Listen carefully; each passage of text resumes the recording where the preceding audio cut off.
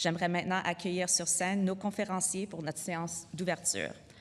A very warm welcome to Taiki Sarantakis, President of the Canada School of Public Service, Nick Frosst, the co-founder of Cohere, Bailey Kacsmar, Assistant Professor in Computing Science at the University of Alberta and Alberta Machine Intelligence Institute Fellow, and Abdi Aidid, Assistant Professor at the University of Toronto Faculty of Law.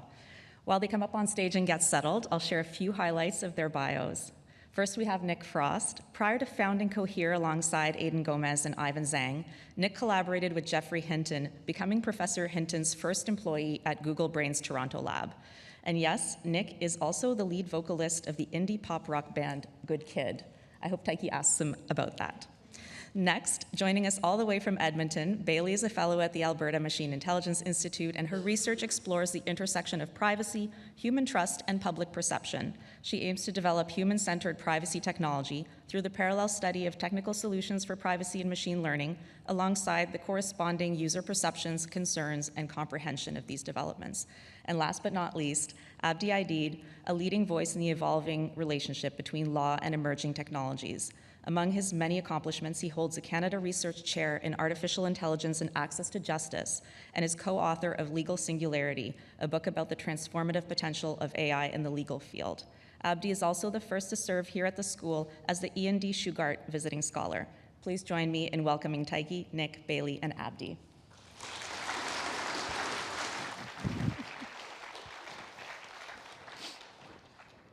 Thank you so much, Vanessa. Nick, I'm not going to ask you about whatever it is Vanessa said, but I'm sure you're really, really good at it, and you're really, really good at a bunch of other stuff that we'll spend our time talking about here over the next little while. So, as Vanessa said, this is the 10th data conference in the Government of Canada. The first one, I think, was attended by a couple of hundred people. I think we've been peaking the last few years at between 10 and 11,000 people just to kind of show you the degree to which this issue has had increased salience over the last decade. And also today we have between 6,000 and 7,000 people online, in addition to the people that we have in the room here today. So Nick, start us off a little bit. Why do we care about this stuff? Why is data important? Why is AI important? And why is the world kind of shifting under our feet so quickly? Why is data important? It seems self-evident. I remember when I first found out that evidence-based policy was like a buzzword. My mother worked in the government for a little bit, and she at some point said like, "Oh, everybody's excited about evidence-based decision-making." As opposed to bias-based decision-making. What the hell have you guys been doing before? Yeah, exactly. So I was pretty surprised about that. I mean, I think when you guys started this 10 years ago, I mean that 10 years ago, AI was developing, right? We were making neural networks. I was working with neural networks that are still fundamentally the same neural networks that are going on today, but it wasn't as accessible. But there was still like a realization that, hey, we should be making decisions by collecting a bunch of data and then analyzing it and then figuring out what is optimal based on that. That seems like a very good idea. And independent of machine learning, independent of transformers, of language models, of like modern AI, there's still a huge amount to get done there. It seems like, and I'm not in government, so I don't know this, but it seems like evidence-based or data-based policymaking is still a bit of a buzzword. Like that's still not the default. It doesn't just seem that way. It kind of is that way. Well, I'm trying to be nice. So, Bailey, if this is kind of self-evident and something that it sounds like from what Nick said, it's an intrinsic good, why are there some of us that are a little uneasy? Why are there some of us that are worried about a thing or two about this kind of rapidly emerging new world? So one of the first things that come to mind is always when we say data, especially those of us who are technologists or writing legal documents, We treat it as this just abstract concept, but in reality, most of the data that's going into these systems are being used for decisions is information about people. And that means that it has this connection, but also there's consequences to how we use or potentially misuse this information for anything that we make based on it. And so one of the things that most contributes to that is people don't understand how it connects to them, what it impacts in terms of their day-to-day life, and how these pieces of information about them came to be collected. And so there's all this unwieldiness that tends to be a bit much to understand or to kind of get under wraps, because you shouldn't need to be an expert in this field to understand how these things affect you. But the reality is all the communications that come out about these things do assume a certain level of expertise, or that you should just trust in whatever a particular expert says. But experts don't agree with each other. And so then people are back in their cycle of, I don't know what to do, and why are you collecting this information about me, despite the fact that data is an intrinsic part of our society, and it's not even a new one. Like, I don't know how long we've had a census, but I'm thinking it's pretty long. It's just now our data is largely digital, which also means how it flows has completely changed. You can't just take a physical document and lock it up. It can travel across the internet throughout the entire world, and so you can no longer visualize the constraints on that information, even if it's been collected about you by someone you trust. It's really interesting that there is queasiness vis-a-vis the state, because from the period even before the state, like villages, towns, royal courts, a big feature of that was data, like registries, who lives here, who doesn't live here, who owns property, who doesn't own property. Like, the state historically has been a data machine, and the state historically has been the repository of a type of data that we call, the truth. It's like, I own this little property in the city of Ottawa with this coordinate and that coordinate, and if somebody in the city of Ottawa didn't have that data and assert my ownership right to that data, I couldn't have that property. Now, Abdi, talk to us a little bit about, I want to stay on the fear a little bit, because I think we're going to be talking about both, but I want you to talk to us a little bit about the fear of data, and I'll give you a kickoff. I think, as Bailey kind of said, we're not just talking about data, because if you're talking about where I live, where I work, what my heartbeat is, what my cholesterol level is, who I'm married to, who my children are, it seems to me you're not talking about data, you're talking about me. I think Bailey's right that we talk about data as this disembodied thing, but really it's about who we are, and actually data becomes more problematic the more it tells about who we are. And I think that kind of goes to the central challenge of AI too, because once upon a time, you had to, follow me around to know what I was up to in the course of a day. Now you could synthesize a bunch of different... And we did, just so you know, that the We government did did follow you around. I've been feeling constantly. it. I felt it today, walking around the building. But I think that's a key thing, is that we have this in part because of our remarkable data science capacity and computing power. We're able to not only ingest more information about people, we're able to make predictions on the basis of innocuous information. So think about it. This, you're going to hear me beat the drum of like the law is not enough a bunch of times, but here's how it's not enough. The law contemplates private information, personal information. A piece of data, or datum, I don't know what the singular for data is, that reveals something about you. Well, what about this? Now, because of the advent of big data, we're able to take a bunch of different innocuous pieces of information about you, synthesize them, and then make an intrusive insight, right, about you, right? And the law, you're pregnant. yeah, maybe, yeah, I mean... i.e., you have diabetes. Exactly right. i.e., you're having heart problems. Yeah. And so your legal interest in the privacy of that information doesn't attach to any constituent part of that computation, but the end result is something that's maybe more revelatory about you than any personal information that you were already guarding.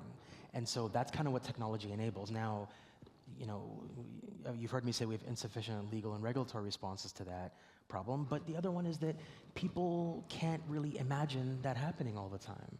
They can't quite figure out what to steel themselves against, right? I know that if I'm trying to hide information about my family, that I'm going to draw my curtains and I don't want you to see what's happening inside my house. But how do I steel myself against an advanced computation that's making a prediction about me? Am I not just going to engage in a bunch of different innocuous behaviors? That's part of the challenge. It's not just the fact of data being used to make insights about you, but it's also the fact that the traditional ways we protect ourselves against it have been abstracted away from. Yeah. Now, I'm sitting here with 3 super accomplished people, 3 geniuses, and I'm like the token dummy on this panel. But here is my real big contribution to this panel, and it's as follows. An American dies and goes to the place before you get to go up or down, and the person looks over their life and says, "Congratulations, Mr. Smith. You get to go to the good place. You get to go up." And Mr. Smith is thrilled. And then a European dies and goes through the same process. Somebody looks and says, "Congratulations, Madame Labelle. You get to go to the good place," and she's relieved. A Canadian dies and goes to the same place. They look over their life, and thankfully, they get to go to the good place too. But the Canadian is not happy. The Canadian is outraged, and the Canadian says, "How did you get my information? Who told you about me?" We have some of the highest rates of, let's call it distrust, of technology, of kind of AI systems, of registries in the OECD. Maybe who wants to start us off on that? Because that's empirically true. Survey after survey after survey says Canadians trust this stuff much, much less than our counterparts around the world do. I mean, mistrust what? Like mistrust technology as a concept? Yeah. Mistrust the organizations that use that technology? Yes. Just all of it. Check. Yeah, check. That's interesting. That's interesting. I mean, Canada's got an interesting history. There's a lot of people here who have pretty good reason to mistrust the government, I would say. So it's not surprising that that has ended up, like, that there's a cultural memory of that. I hope that Canadians can sort out the difference between a mistrust in a technology and a mistrust in an organization using that technology. I think these days, especially as technology is rapidly advancing, it's very difficult to tease those two things apart. It's very difficult to say, okay, like this is a technology that I have sovereignty over, that I have control over, or this is a technology that is being given to me and I don't have an option in using it or something. I don't know what would need to change in order to get that delineation. Yeah, you do that great. He knows. But I would say, like, Abdi knows. I do see here a lot of technologists. Like, there's a lot of people who are interested in pushing science forward, who are interested in pushing technology forward. So that mistrust, at least, is not resulting in a pure like rejection of it. Right. But so you've nicely caught the distinction between the people working on the thing who are like, let's keep going, let's keep moving forward, let's make it better, let's optimize, and the people on the other side of the thing going, I don't know about the thing. I think the high level of distrust is maybe not even necessarily because there's a distrust of what the organizations developing AI are up to, or a distrust of government. I think it has to do with the fact that people don't know what they would do if something went wrong. So I think about how we're fundamentally incurious about technology that we trust, right? Most people probably don't know how their car works, except they know that they can call a mechanic to fix it, right? Most people would be surprised to know that most of what operates in your car are actually lines of code, and when you depress the brake pedal, it doesn't clamp the wheel anymore necessarily. That's not what's slowing down your car, right? Surprise. But you don't care, because you know that you have someone to call if something goes wrong, right? We got on airplanes, and we know there's a pilot in the cockpit, and we know there's a hotline you can call if something goes awry with your ticket, and you know that there's a Transport Canada that's checking the nuts and bolts. And so you understand that you operate in an ecosystem of constraint. So if something was to go awry, that you'd have some recourse. I think part of the challenge right now is we're so curious about the technology that underlies AI. Like everyone wants to look under the hood, whether they're capable technically or not. And part of that, I think, has to do with the fact that that's kind of all that we have in the world of AI. I think if there was some enabling rules, some constraining rules, something akin to recourse if people had issues. And that recourse need not be legal recourse. I'm not talking about a cause of action in case something goes wrong at a new AI startup. I'm talking about actually an institution that can help mediate your experience with the technology. I think you'd probably see higher levels of trust. I will say also, the low level of adoption in Canada, you know, stats lie a little bit sometimes. So Canada is dead last in adoption. 28.794% of all statistics are made up. Made up, yeah. Well, here's one that's not made up. Canada is last in the OECD and G7 in AI adoption at the firm level, and that is probably more. We're around 12%. 12%. That's probably more due to the fact that we have a lot of legacy industries, let's say old industries, you know, extractive resources, telecom, aka money printers, where there's not a significant incentive to really change. You know, they might be two technological revolutions behind on some systems because all of the incremental R&D money is going to like better extractive technology. And so I think part of that has to do with the fact that AI adoption is not bespoke. The adoption strategies are not bespoke for the Canadian marketplace. Absolutely. Now, Bailey, one of the things you study on this theme is kind of technology, AI, and privacy, which is really salient to this conversation because I think what I heard Abdi talk about, in part was privacy, in part was rules. Mr. Zuckerberg, a long time ago said something famous or infamous. He said, privacy? Who cares about privacy? It's like, get over it. Nobody has any privacy. And if you're asserting privacy, what do you have to hide? I'm paraphrasing, but talk to us a little bit about that big disconnect between maybe the providers and maybe the users. Well, since you started off with Facebook/Meta, I kind of point out their whole thing needs people to share information. So of course you're going to want to say like the nothing to hide argument, but it's an absolute just fallacy to start from there. It's an oversimplification of privacy to one concept, that it's somehow just about hiding things. When if you start thinking about privacy as an actual concept and in your reality, like everyone in this room has an intuitive definition of privacy. They're not all the same because privacy is also incredibly complex. It depends on your life, so it has a lot of individualistic and cultural components. But the reality is privacy is not about hiding, it's about existing within a public sphere, but still retaining, being yourself. If we don't have a society, if we don't have interactions, we don't need this notion of privacy. It's very, very human and very, very social. And it's about what does and does not flow to different people. Like you tell things to certain family members that you maybe don't tell to your boss, or you say things to your friends and you don't say them to like your niece or nephew. All of these things are you enacting a form of privacy at a very simple level. And so when people are seeing these large tech companies taking all their information or kind of hiding all the ways they're collecting their information, it can become very, very hard to control it. And so if you think about just your day-to-day life, you opened up your banking's website because you wanted to pay a bill, and then you had to get down here on time before everything started. You had to click some buttons. Do I not agree with these cookies? You're like, I don't know, do these matter? And you're in a hurry, so you just click the fastest one to get that annoying window out of the way. But as soon as you did that, you technically consented, not really, but that's what we model it as, to that information being collected by that company and then being used in different ways that are in their giant legally used privacy document.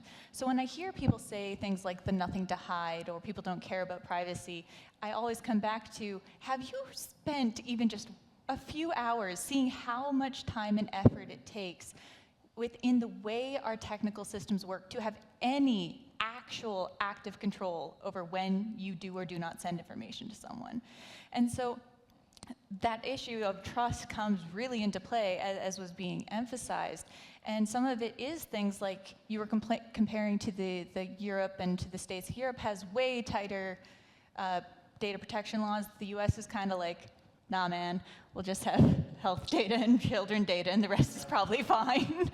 And so we have these complete extremes, and then there's Canada's version where we have these privacy laws, but when we have these emerging technologies, like our existing privacy law hasn't been updated in a while, and people don't know what that means in the digital world. It's not like a car where we know, like, not all cars are built the same, but they all have to make a certain safety standard for when they crash. What happens when the technology systems crash? In a certain setting, there should be standards of what is an okay fail state. What is the requirements of these systems? If we're trying to build in trust, we need to be cognizant of the domains we're putting all these systems in. The data being collected from them, being sent back, and all of it. The same way we've been doing for so many things.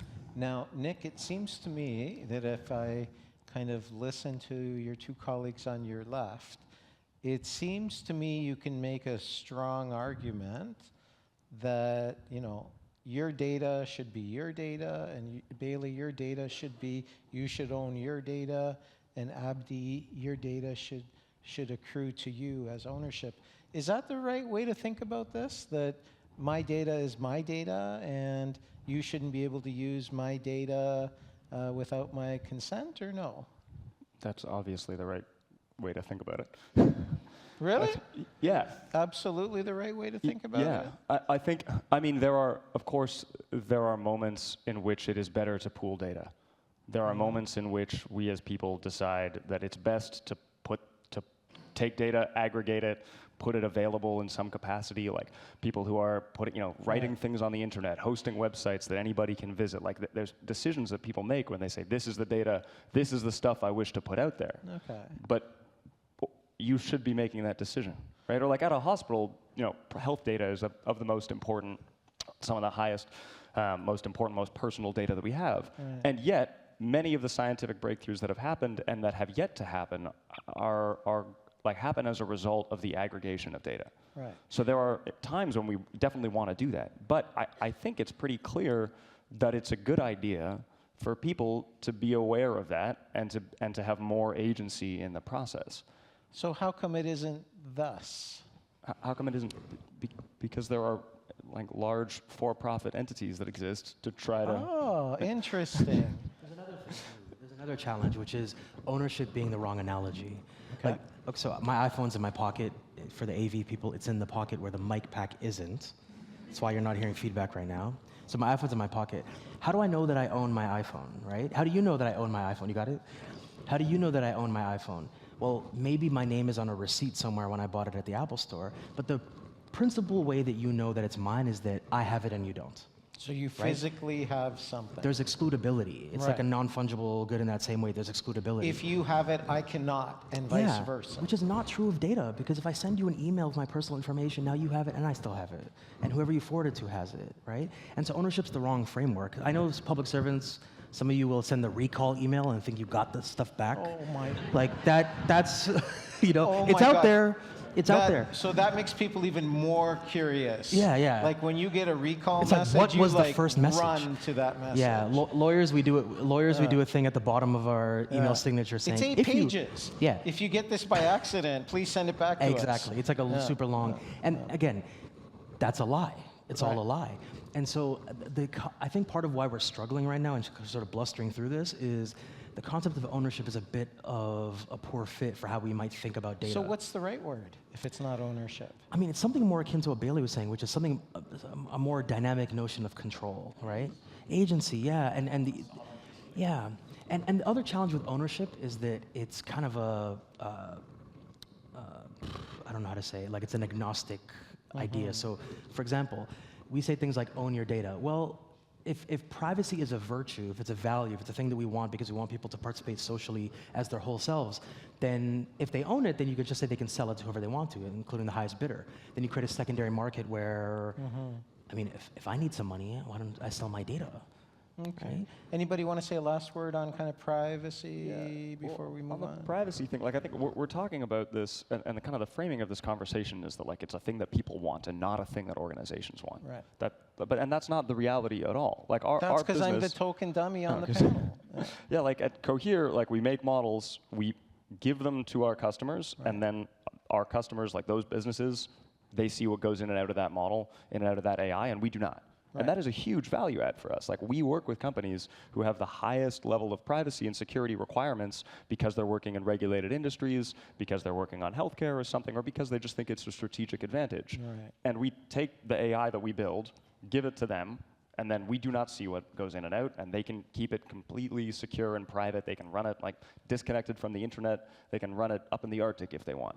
Excellent. And that's a big value. Like there's a lot of companies that are interested in doing that for themselves and for their customers. So I don't think we need to frame it. So what I'm hearing you say, I think, is there are other models than the kind of ad-supported, everything's open, everybody come. There's presumably a type of a subscription model or a payment model where you're not doing a trade-off between privacy, data, security. Things are controlled to the way you want to control them as the holder of the data. Is that correct? Absolutely. All right. Any last words on privacy? Just as a kind of conclusion, while it's great when we do have organizations providing these services that are cognizant of privacy and the impact of the data they collect or send, or whether or not they see it, one, we can't rely on all companies to be benevolent, otherwise we wouldn't really need any of our regulations. Two, you do run into a risk where it starts to be the companies who are like for-profit organizations making the rules about what is and isn't available in terms of protections or visibility into how data flows. So you start to get into that like pay for privacy model, which isn't necessarily a world you want to shift towards, even though, like, yes, we could argue it's great that this is available, but it means that now you've kind of divided it into classes. Who is able to pay to participate in these more protected or privacy-respecting systems? Will do the work of developing internal compliance processes and procedures because data loss is high stakes for Cohere. I'm also worried about the rinky-dink operations that nevertheless are able to get significant amounts of your data. And so if you leave it entirely to them, then you create that additional risk. I'm not worried about Nick. I'm worried about the copycat. Right? Yeah, Bob's Corner AI. Yeah. So let's shift now to a word that very few people used to talk about in Canada. Now you can't not talk about it. Sovereignty. So let's talk a little bit about, first of all, we'll talk about data sovereignty. We'll talk about kind of compute sovereignty. We'll talk about a few other types of sovereignty. But do any of you have a definition of sovereignty that you'd like to share with those of us watching? You have a kind of an evil smile, Bailey, so let's start with you. No, I feel like I should throw it to the expert on terminology. Sorry, it's just you have to write formal text all the time, given your expertise. Yeah, I'm at a loss for this one.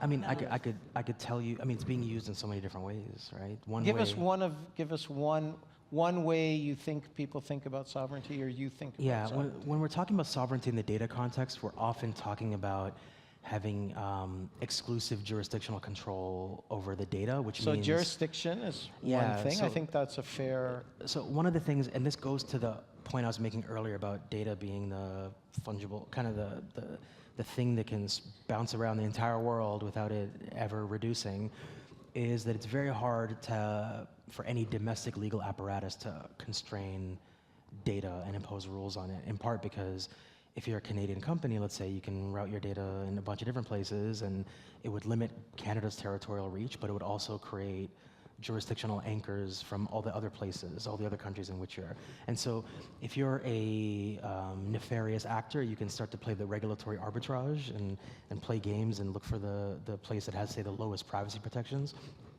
So one reason that you might want data sovereignty... Companies never do that. Never. They never incorporate in Delaware or Ireland. Yeah. I mean, I'll let that pitch go by.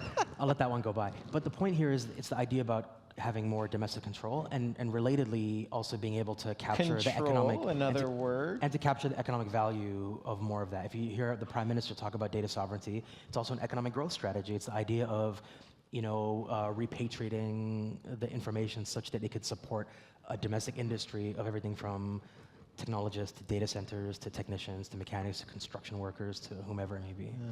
So Nick, I want to come to you on this Yeah. one because you're with Cohere. You are, I think, a co-founder of Cohere. And you hear a lot of people, including in the very highest echelons of our world, talk about Cohere as our sovereign hope, as Cohere as our possibility of playing on this stage. And I've read a couple of things, interviews you've done over the years in different fora, and you and other people at Cohere have been very clear, we're Canadian. We can go somewhere else. We have chosen to stay here. We have chosen to be Canadian. And part of that has now become relevant to kind of governmental players, which is like, hey, we have one of these that's based here and can help us with our sovereignty. Talk to us a little bit about that. Yeah. Yeah, there's a lot there. Let me start by just sketching a little bit of the landscape of AI right now, right? So when we talk about AI, we're talking about language models. We're talking about like the chatbots that we use and the things that power anytime you're using a language on a computer these days. Those models are powered, those are called foundational models. There's like 10 companies in the world that can make them. There's like 10, maybe 11, maybe 9. It changes every now and again, but it's been about 10 for about 3 years. There are 4 countries in the world that can build that technology. There's China, there's the States, there's us in Canada, there's Cohere here, and there's one in France. And there's a big gulf between 1 and 2 and 3 and 4. There's each of those companies of those 10, they've all become pretty large, but yeah, there's no in some of the sizes that big. But that's it. There's 10 companies in the world that make this technology. The reason is it's really difficult to make. It's really capital intensive to make. It requires a bunch of data, a bunch of compute, a bunch of talent. It's just we've ended up in this situation. That's not the situation we thought we were going to end up in, but the way the technology has developed, like that's the way it is. We have stayed in Canada because we are Canadian, and because like I grew up here in Ottawa. Ivan grew up in Toronto. We So have never. did he. Did you guys meet when you were kids? All friends, yeah. Go way back. So we were like thinking about leaving as a strategic decision is a weird thing to think about. Like we're Canadian. This is where we're here. We're a global business now. We have offices all over the world, but like this is our roots, and this is where we want to build a business. I think we are a sovereign AI company, and I think the word of sovereignty is a very resonant at many different spatial scales right now. Like we as a nation are thinking about sovereignty, and honestly, when people say sovereignty, I just substitute like autonomy or agency for that word. It just means like, are you in control of what's happening to you? We think of that as a nation a lot.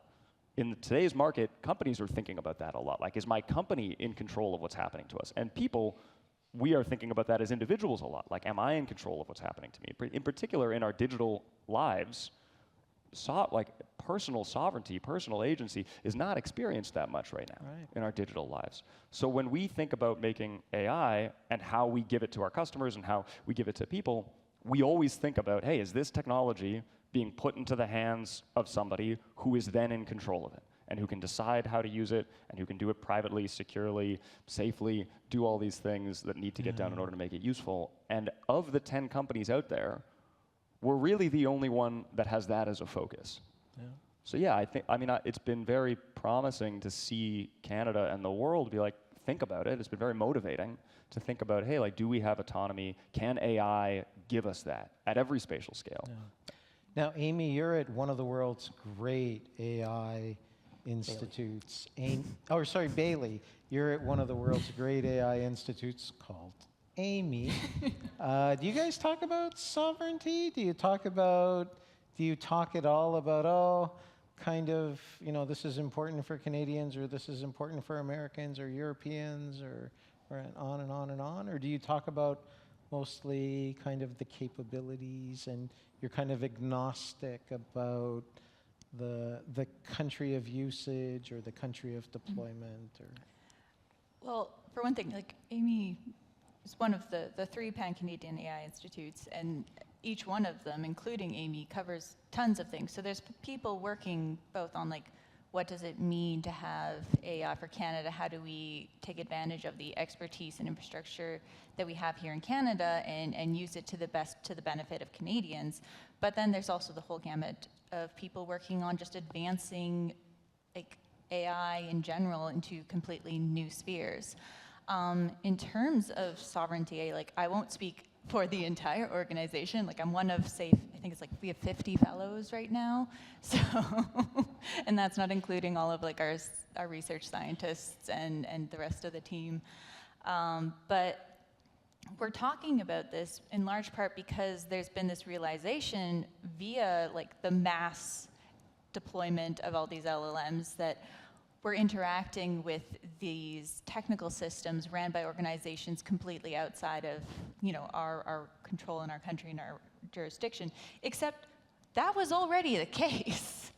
Everyone is using all these systems, whether you're using Google, Microsoft, Apple, or otherwise. None of those companies are based in Canada. They have bases in Canada because they have to, but they also have ones in the States and throughout the whole world. So this isn't actually a new problem. It's just now it's a different technology that has the focus in terms of whether or not it's being held under Canadian control and which laws apply and all the complications of cross-jurisdictional boundaries. And so in kind of my world of research, one of the things that we focus on is how can you ensure that those unauthorized actors can't access things? Is it possible to still be working within the infrastructure that is our status quo without having data be in some form that someone you don't want authorized or some actor can't force a company to give access to the data? Right. And so that's an active and ongoing world of research in terms of like, can we have computing over encrypted data for these particular services? Can we have meaningful privacy protection of training data or query data for AI systems, and to what extent is that not possible? Right. And we don't have answers to all of those questions yet. So if we're using AI or any technology in a domain where we need those answers, sometimes the answer is just you have to wait. You have to decide when and where you should apply it to best take advantage of the technologies, but without using them in places they're not ready for it yet. Yeah. Now, Abdi, I want to take something that Nick said, and I want to kind of extrapolate from it and then ask you a question. So Nick basically said there are only 4 countries in the world that can do this. There's about 200 countries in the world, depending on the day that you count.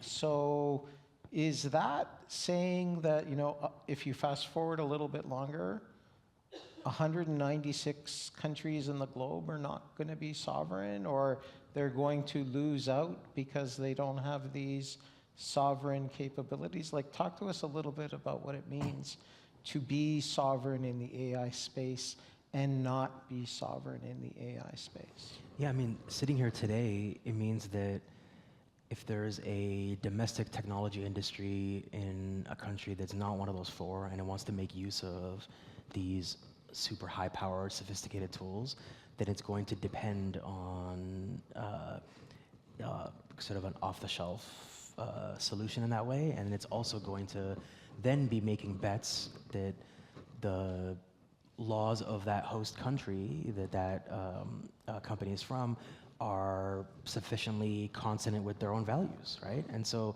part of the play for sovereignty is to say that, if Cohere is our Canadian AI solution, then, how do we invest and support Cohere, but also make sure it's accountable to the Canadian public, right? Because Cohere will answer to Canadian institutions and not every single newfangled AI regulatory apparatus everywhere in the world. And so as a matter of fact, it's a massive advantage for Canada. And if the short form of your question is it true that there's 196 countries in the world that are perilously disadvantaged right now? The answer is yes. Any last words on sovereignty before we move on to our next topic? There's the America angle that we haven't talked about. Talk to us a little right bit now. about that. Apparently, there's this guy. He's new. Yeah, and he says stuff about Greenland and other places. Yeah, he's new, but we've known him for our whole lives, right? I think it's important to recognize Canada's position in the world, right? In the European Union, they're in some ways modeling data privacy regulation for the world, even though the GDPR doesn't mention privacy. It's a data protection regulation. And they have the AI Act now, which in many ways benefits from their data protection regulatory institutions. In the US, you have no federal statutory privacy law. You have HIPAA, right, which is a health privacy law, but you have nothing. You have, the Fourth Amendment prohibition on unreasonable search and seizure, and you have some like common law torts of intrusion upon seclusion, but you don't have a general privacy law in the United States. It was actually debated at one point and said no. There's active measures to stop it. There's a bunch of different bills right now that are percolating through the House and Senate that will never get passed. In fact, the president issued an executive order to effectively restrict AI regulation happening at the state level. So people ask all the time, when is the US going to have AI regulation? And I say, around the day after never, because they don't have privacy regulation. They don't have meaningful privacy law. But also they don't have an interest in it because they want to keep scaling these companies. And part of the challenge for Canada is that a lot of Canadian companies, Canada is 40 million people. It's roughly the same population as California and one of its small neighboring states, right? And so if you're a Canadian company, then the smart money is on developing for the US market. And so one of the challenges that we have is, do you have the kind of gold standard aspirational set of privacy and data regulations, or do you have ones that still facilitate Canadian business without creating an effective double tax? Because Canadian companies will have to comply locally and internationally where they do business. And so there's a awkward geopolitical posture that gets compounded by the fact that the US has something called the Cloud Act. So the Cloud Act in the US. Talk to us a little bit about the Cloud Act, because I think that is one of the things that more Canadians should appreciate. Very few Canadians actually understand the provisions of the Cloud Act to the extent that it affects their life. Yeah, so super simply, without getting into the legal contours of it, data that's hosted in the US or routed through the US can be accessed by US federal law enforcement through a process. And so there's a special interest if you take privacy to be a value, a national value, a natural justice kind of outgrowth, for having data sovereignty so that you can avoid that intrusion, which might feel increasingly arbitrary. So does that mean, just to kind of bring it down to a certain level, if your health data is stored at Google or Microsoft or something, the US government, after a process, has a kind of a statutory right to that data? Bailey's laughing because health data is the exception. That's the one that you can't send, that Canadian health information custodians cannot host health data, Canadian health data outside of the country. That's actually good. I didn't know that. Which tells you how when we treat data, when we think of what's important. When we decide something consciously, we decide something consciously as opposed to making it. But I don't want to this is turning into a law lecture, I'm so sorry. No, but it's something that people need to understand, because we hear a lot of people say, well, I don't care that it's AWS. I don't care that it's Microsoft. I don't care that it's Google. You might not care, but there are consequences to not caring. It might be the case that most citizens are not thinking about this very much, but I can tell you that businesses around the world are increasingly thinking about this. They don't want to comply with arbitrary subpoenas either. That's a lot of time. Yeah. So there's all the largest firms outside of the US are looking for ways to decouple, are looking for ways to get technology providers from people outside of America. Exactly. Now, our next conversation, we talked about how Canadians have kind of low trust in some of these things, and we have done a lot. We have disproportionately punched above our weight in the creation of AI. We are punching disproportionately below our weight, not only in kind of capturing the economic benefits of AI and related things, but even something as simple as adopting AI. We have, and I think we've already mentioned it, but I think we'll talk about it more here. We have, I think it's the lowest rate of AI adoption, according to Statistics Canada, of any OECD country. And when you think about the fact that, you know, a lot of this stuff was invented here, a lot of this stuff was paid for indirectly by Canadian taxpayers, a lot of the advances were made in Toronto and Alberta and Montreal through various entities and universities. You're one of the few that have managed to kind of scale in Canada with these technologies. Talk to us about, maybe talk to us a little bit about maybe the global picture, and then maybe talk to us a little bit about how you managed to be an outlier. Yeah, it's true that the Canadian ecosystem, its contribution to research has been, yeah, I mean, the technology was invented here. The technology was invented, and then through stubbornness and grit, was turned into something real. Yeah. You know, Jeff Hinton was working on this for like 20 years, with people telling him it was a terrible idea, Exactly. never going It's to like, work. why are you doing neural networks? Give me a break. Yeah. So, and yet, yeah, there is Cohere is, I think, one of the largest startups in Canadian history. I think we're certainly up there, and we're not looking around seeing a bunch of other people doing it. And I hope one day we are. I hope one day there's a whole bunch of Canadian homegrown startups building cool and useful technology. I think the reason for that is fairly simple. I think it's just flywheels of funding, right? Like people got it in their heads that if you wanted to go into, wanted to make a startup or you wanted to fund a startup, you had to go to Silicon Valley, and that made both of those things explode, and they feed off of each other. And a willingness from the public and the private sector in America to adopt American tech as soon as possible, right? Like those two things together, you have the American government going in and investing and purchasing American technology right from the beginning, and you have huge numbers of investors and huge numbers of people who want to found companies and programmers who want to work at them. That just starts a cycle that, you know, created what Silicon Valley is today. Now, I think there's an opportunity in Canada to do something similar, but I also, like, I don't look at Silicon Valley and say, hey, like, you know, the vision of life they're exporting is the vision of life I want. Like, I think most people, when I was in undergrad, I was a techno-optimist. I was really excited about the future of the technology. I'd say I've been pretty let down for the past 15 years. Like, I don't think people hate their phones, right? Like, lots of technology that was exported from that flywheel is not something people are thrilled about anymore. Right. So it's addictive. Yeah. It's causing our kids to have anxiety, so, on and on and yeah, on. so I still love science. I still love technology. I love language models. I think they're like a beautiful technology and can be so useful at doing so many things that I don't want to do. And I think it's a good thing to have those flywheels for economic prosperity, for sovereignty of the nation, for sovereignty of the individual. So we need those flywheels. We need to get more investment. We need to get more builders. But I don't think we should be looking at Silicon Valley and seeing like, yeah, exactly that. Let's do that here. Yeah. Right? We have to do our own version. Is it fair to say, and I'm going to go to the others in a moment, but is it fair to say you have to have a certain stubbornness in your industry not to go to the United States?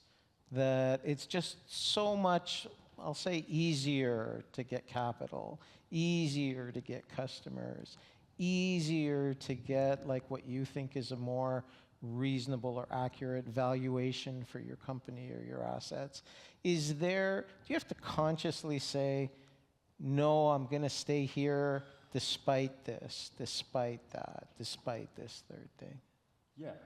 I would say our lives would have been easier.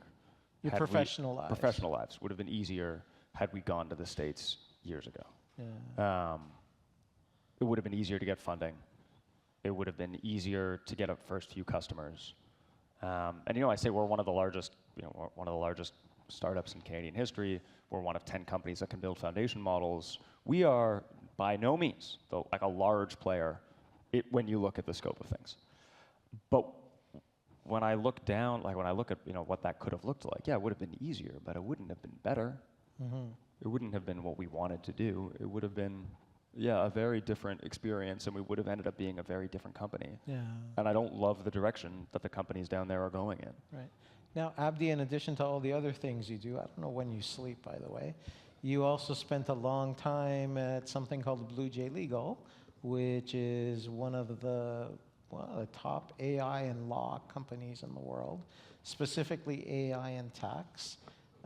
You and your partners, you also did this in Canada. Talk to us a little bit about the same kind of stuff that Nick was talking about, like Sure. easier, harder, why stay, why not go? Yeah, so in my prior life, I was the VP of a company called Blue Jay, which initially used machine learning and later language models to predict legal outcomes. So I wear two hats in these conversations. I'm a lawyer and a law professor, and in that world, I have commitments to such quaint ideas as the rule of law and justice and privacy.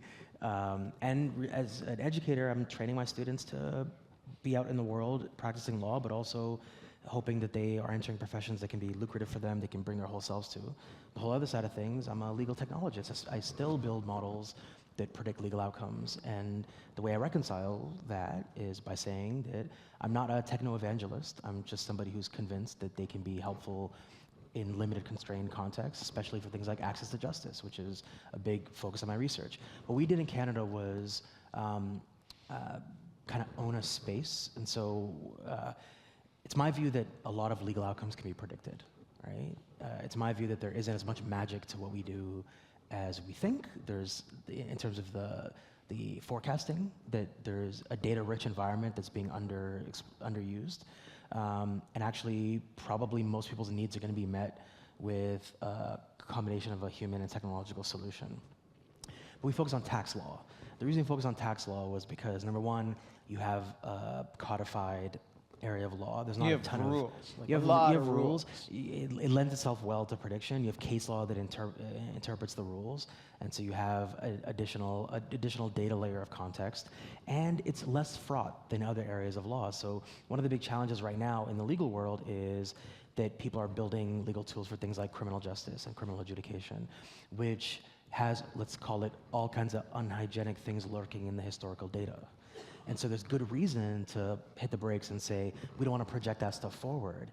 Tax, you have a little bit more of a self-contained universe of mostly sanitary legal outcomes. And so we picked well, right, in terms of the selection. But why is that company in Canada? Why didn't it leave? Why didn't it go to Boston? Why didn't it go to Silicon Valley? Why didn't it? And what would have happened had you left?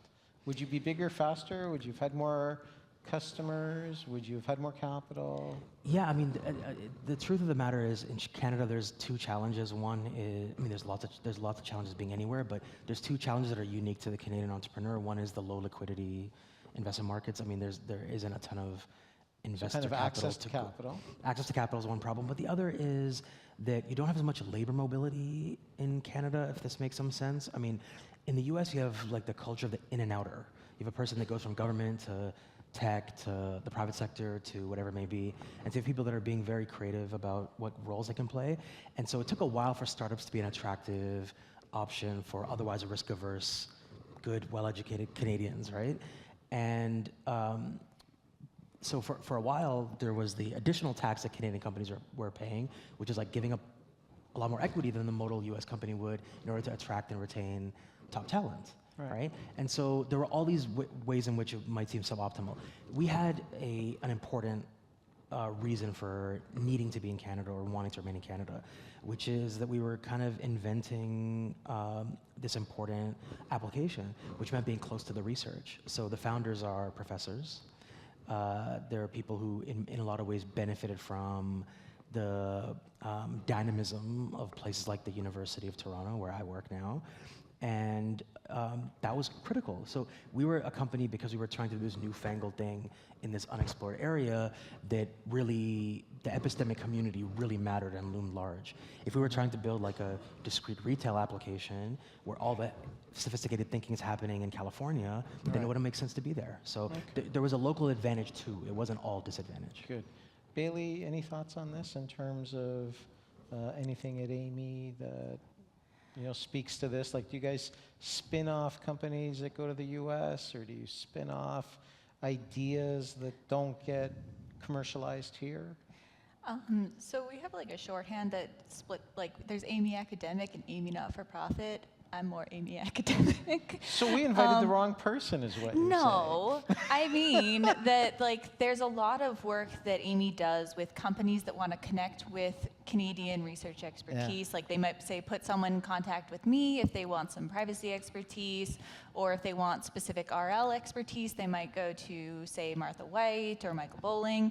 Yeah. So we have these connections, and like Amy works directly with a lot of companies in Canada, and they go through like the Amy system, but that is ran by tons and tons of people, which I'm not responsible for running it. So in terms of like the corporate side of things, I'm not particularly involved, but I think there's something to acknowledge. But just in general, if you're talking like Canadian versus the US, even in academia, US tends to be like more money, but there also tends to be other side effects associated with it that maybe make it less appealing to work in those spaces, or like just a straight up different system. Like my first thought when you were talking was, could you even take a legal-based AI system to another jurisdiction, because the laws would be completely different. Still well structured, but you'd still have to kind of reformulate it for a different domain. And so I think one of the things that highlights nicely is I like to kind of say we can do really cool boutique AI and technology advancements in Canada, because we have a lot of these really cool specialized domains throughout the country, and high quality researchers, and working with academia and industry, having them work together can do advancements that don't require this crazy monetary investment that isn't as available in Canada as is like the norm in kind of the US. Yeah. Now, I want to shift, staying on kind of the commercial side, I want to talk a little bit about the P word, and the P word is procurement. One of the things that we hear constantly from people in this space is that governments in Canada don't do procurement as well as they should. And they don't use procurement as a kind of a policy instrument to further what we talked about a few moments ago, which is sovereignty. Yesterday, I think it was yesterday, the Prime Minister made an announcement on our new defense investment initiative, and a big feature of that, buy Canadian. And we haven't really thought that way as a country. I want to almost say in a long time, but it's been maybe 100 years since we kind of went buy Canadian. And we have some protected industries, telecom and some transportation sectors. But this is the first time in a long, long time we have overtly said, we are buying Canadian. Talk to us a little bit about the importance of buying Canadian, and then maybe we'll circle around to something else the Prime Minister announced that involved you and your company a while ago. I want to start by saying I'm not an expert in running a government, not an expert in nation building, in figuring out like these policy decisions are complicated and fraught. You don't have enough data, I think, is what it's not data infused. Not enough There's data. a data problem. Not enough data. Yeah. So I'm certainly not an expert in this. I do think from first principles it's a good idea. When I see what has happened to technology in other places in the world, in particular America, I think it's a good idea. It seems to build resilience. It seems to build autonomy by having the government, which is the largest organization in any country, invest and purchase from other organizations within that company. It seems like a good way of spreading this around and building up something that becomes independent at all spatial scales again. So I think it's extremely motivating, and to hear that, and to feel a bit of a change in the country, that is reflected in the policy decisions that recharacterizes Canada not as just like a little country up there with kind of being a bank account or being a provider or a purchaser from other countries around the world, but instead a powerhouse Instead, a country that can build and should export its ideas and its technology and its skills and create something bigger. Like that's extremely motivating. I think it's the right call, and I'm excited to see it implemented. I think I'm curious. Like I don't know the history, but I don't know how we got to a place where we didn't do that. Well, generally speaking, I mean, oversimplification, but we have always kind of been, we've thought of ourselves as a middle power, and middle powers follow the rules, and rules-based trade agreements and rules-based, you know, the WTO says this, NAFTA says that. But I think we lost the plot on that, because if you kind of go back, it wasn't just the current incumbent in the White House. I mean, President Biden, the very first thing he did when he became president of the United States was he ripped up the presidential permit on Keystone XL. You know, probably the hallmark of President Biden's administration was Buy America. President Biden declared baby food a national security issue at one point, and you could only buy American baby food. So this is something that I think other countries, we're kind of late to this party, so to speak. Bailey, any thoughts on kind of Buy Canadian, on procurement, on? I don't know. The only thing I was thinking as you were talking about that is, this is perhaps a strange direction to take it, but like, I grew up in Canada as well, and like being, I don't know, 10 years old, grade 5, we're learning about Canadian history and nationalism. And what? You're going to say Avro Arrow? Is that coming? No, I don't know what that is. It's a great story. Yeah. We'll tell you about. Sorry. People are groaning. We'll talk to I'm you sorry. after. That's fine. That's fine. No, all I was But you were growing up in Canada. Yeah, and so when the teacher was trying to get us to define what it means to like be Canadian and what is Canadian nationalism, all we were able to come up with was we're not British and we're not American. And so the fastest way to amplify Canadian nationalism is to try to counter one of those 2 points. Right. To say what we're not as opposed to what we are. So if you say have an instance like many years ago when we had like the big push for Canadian beef because of the different testing for cattle, and then you have certain countries making claims about which part of the country Canada is, it revives Canada's nationalism because we're not American. Thus, we push more Canadian. Right. And so to me, it's just a very natural reaction that Canadians kind of cluster back together in opposition of being told, no, you are like this thing that is kind of the core tenet of what Canada is not. Right. We don't agree on a lot else. Now, Abdi, when I was going to university, we were learning that things like this were crazy. It was like, you don't favor domestic markets. You don't pick winners. You let the market decide. You expose things to competition, and people get better and better and better, and you buy that. And fast forward to like yesterday, we're now buying Canadian, at least in certain sectors, but at least now we're talking about, should we buy Canadian? Should these trains be Canadian? Should this algorithm be Canadian?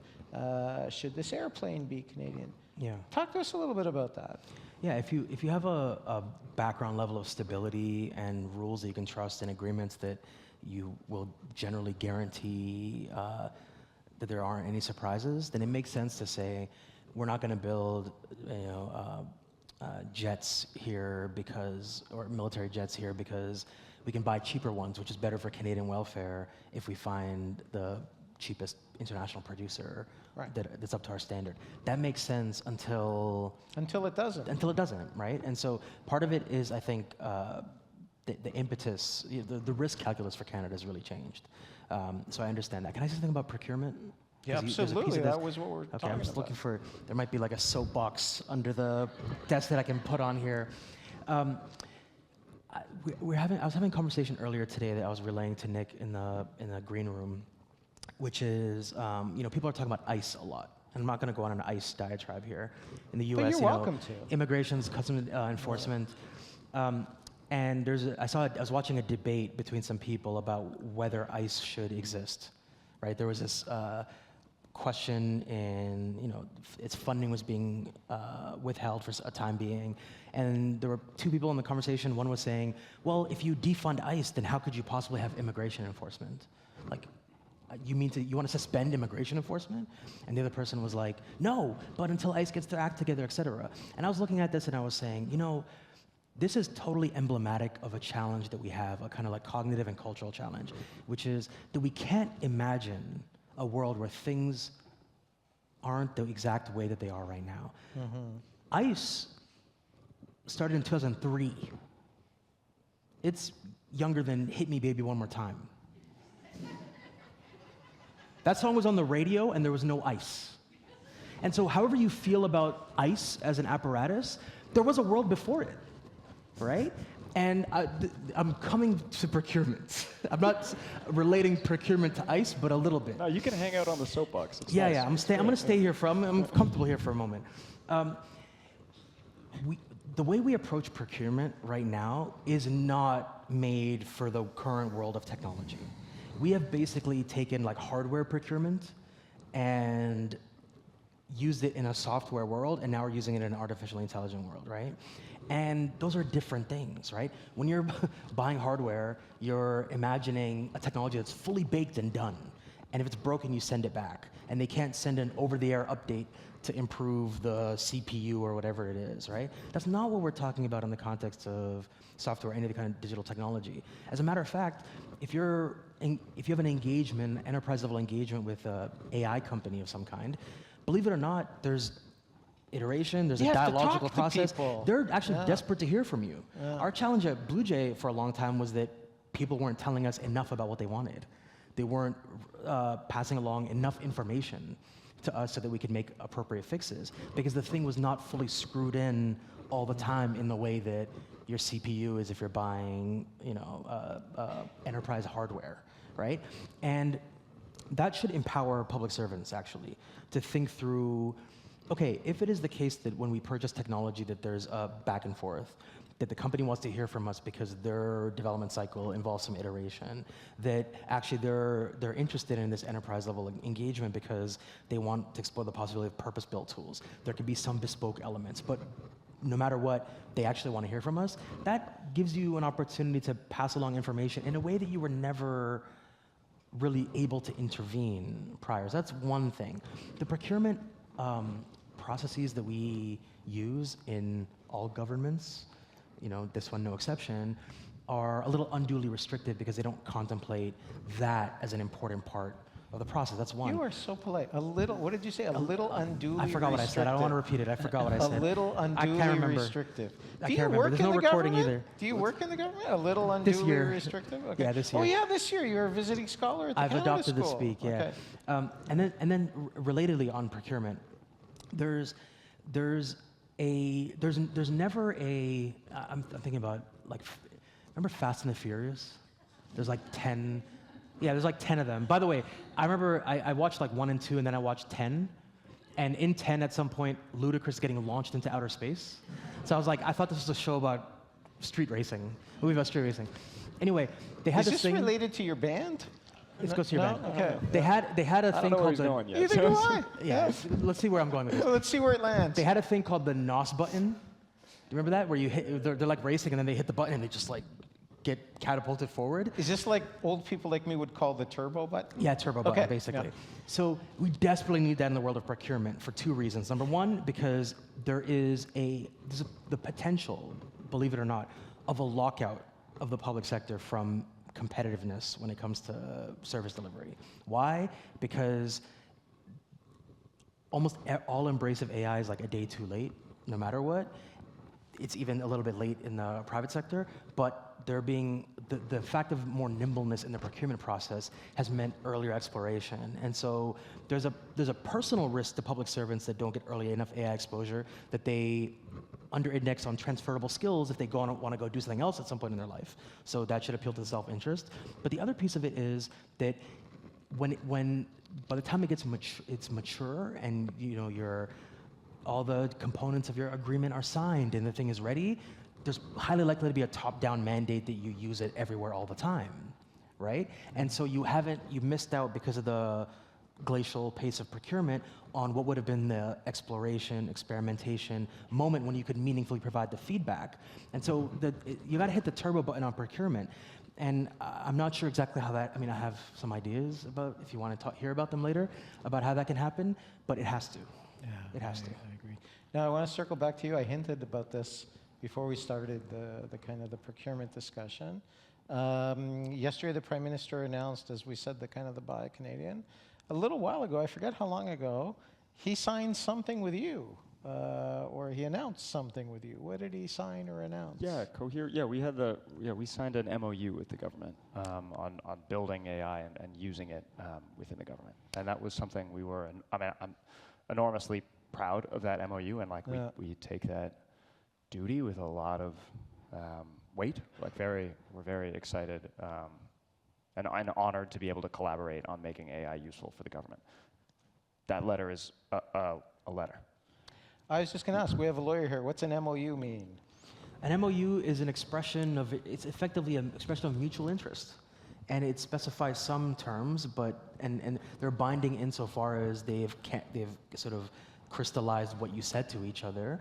But the MOU has to be superseded by some ultimate agreement, like a purchase agreement or something like that, Exactly. and which we haven't signed yet.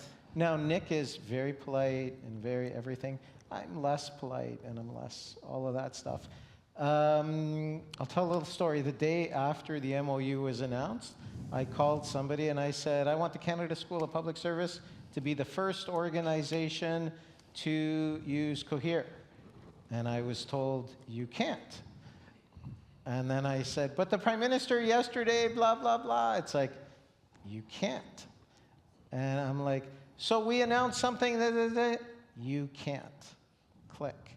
So this is kind of, it's very, one of the things I think, because a lot of bureaucrats are listening to this, a lot of officials.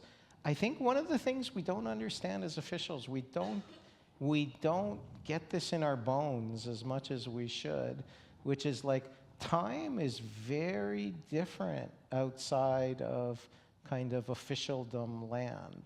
Like the time to, from an MOU to a procurement vehicle or something, we might think, oh, if we're really quick, that's 2 years. Or, oh my God, we worked really hard. We did it in under 3 years. It's like, that's a completely different sense of time outside of governments.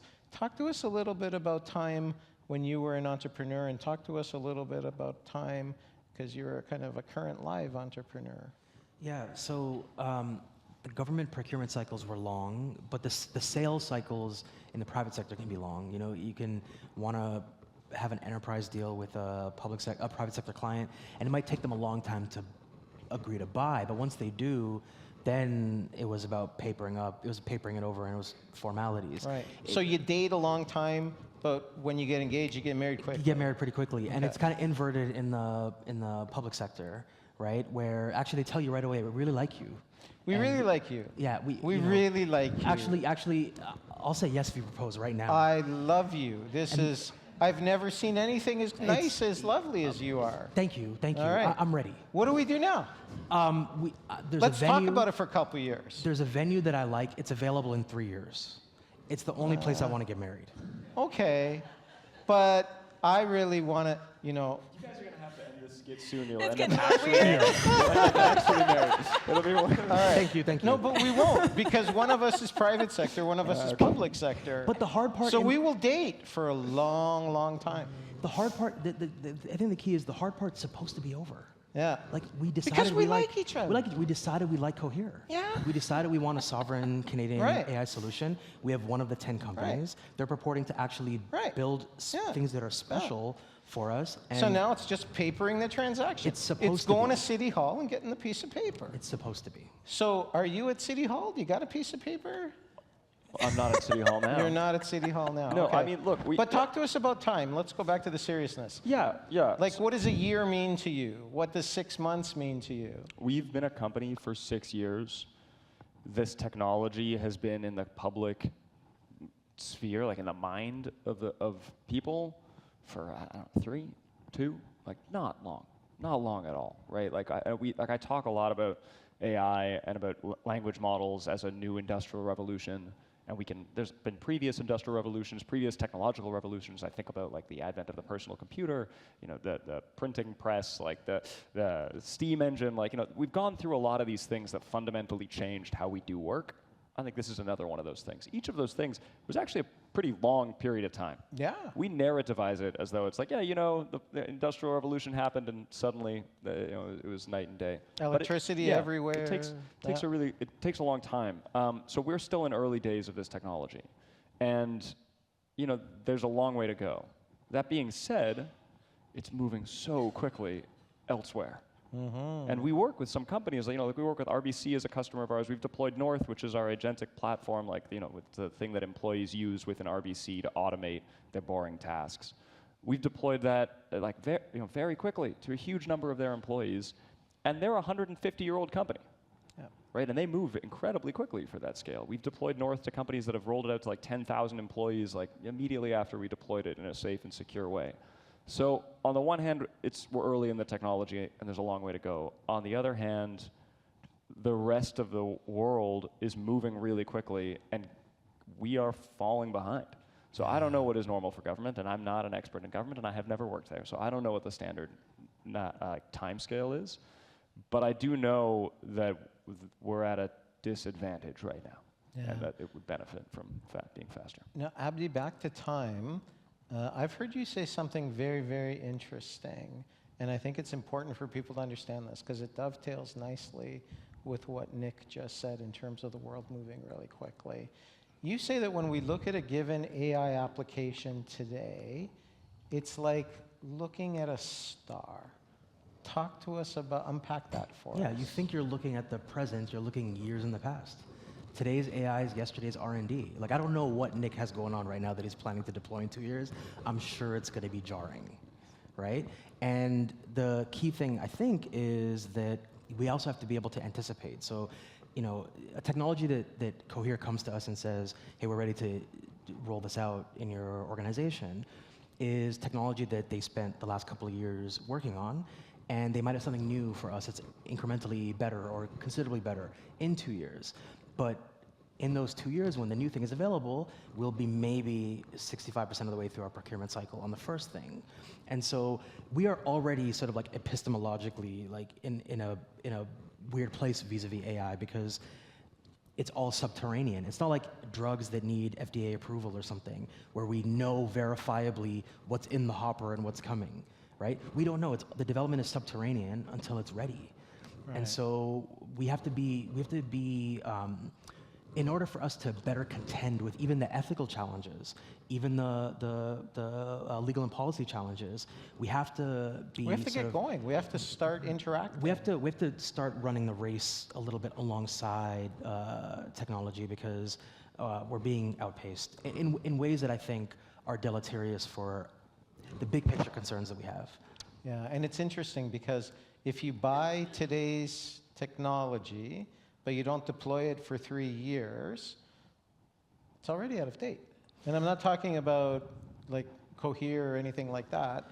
This area is moving so quickly, so rapidly, that at a certain point, I think what we're saying is we're chronically in the public sector, not just in the government of Canada, but in the entire public sector, we risk being left behind structurally, if that makes sense.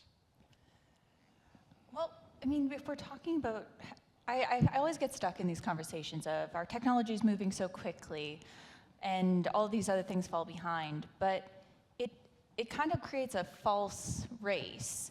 Like the technologies, even as you said earlier, like this isn't a CPU, this stuff can be updated. It's only an issue if you treat like version 1.2 is significantly different than 1.3. But if you formulate it as a piece of software that's supposed to provide certain functionalities and can have these additional ones. If you give bounds about what is and is not acceptable behavior for the software, you don't need to be playing this race game. The internal workings of, say, a particular LLM is not what is impactful to, say, people using it in the public sector. They care about what comes into it and what goes out of it and the restrictions on that. Is it something that is okay to provide, like, internal information to? Yes or no? Is it something that outputs things that are reliable, or because it's a probabilistic like technology, is it something that we shouldn't be using in these settings that require verification? All of these things are something we can formulate instead of getting stuck in this loop of, oh, it's changing so fast. You don't actually care about that. We do, because we have to make it and deploy it, but that doesn't have to affect the deployment and use of it. You get updates to your phone all the time, and most of the time, most of you have it set as automatic. That's good. You don't want to miss a security update. But you don't notice. Your phone updates, you move on with your day. The software, as long as it's not completely changing its functionality, should be doing the same. Oh, you clearly don't work in the government. Oh, I don't, but that doesn't mean that the way it is has to be the way it works. You don't have to push yourself into this corner where we're always having this race. You can define the requirements for the software without saying it has to be version 1.2. We buy the AI, and that's good for 10 years. But anyways, that's another.